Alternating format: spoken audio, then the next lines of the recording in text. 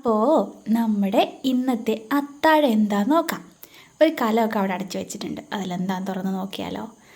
മരച്ചീനി വേവിച്ചിട്ടുണ്ട്. മരച്ചീനി നന്നായിട്ട് വേവിച്ച് വെച്ചിട്ടുണ്ട് കേട്ടോ. പിന്നെ നമ്മുടെ അടുത്ത എന്താണെന്ന് നോക്കിയാലോ. നെത്തോലിയുടെ തല ഫ്രൈ ആട്ടോ. വലിയ നെത്തോലിയായിരുന്നേ. പിന്നെ നമ്മുടെ തക്കാളിക്ക് ഇട്ട് പുളിശ്ശേരി ആക്കിയതുണ്ട്. മീൻകറി അങ്ങോട്ട് വെച്ചതേ ഉള്ളൂ കേട്ടോ. നല്ല ചൂടുണ്ടായിരുന്നു.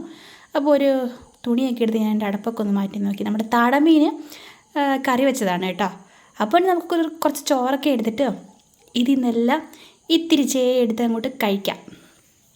അപ്പോൾ നമ്മൾ ചോറ് വിളമ്പി, പുളിശ്ശേരി വിളമ്പി, മരച്ചീനി വിളമ്പി, മീൻകറി വിളമ്പി. ഇനി നമുക്ക് ഇച്ചിരി അച്ചാറ് കൂടി എടുക്കാം. അപ്പോൾ നമ്മൾ അച്ചാറും എടുത്തു.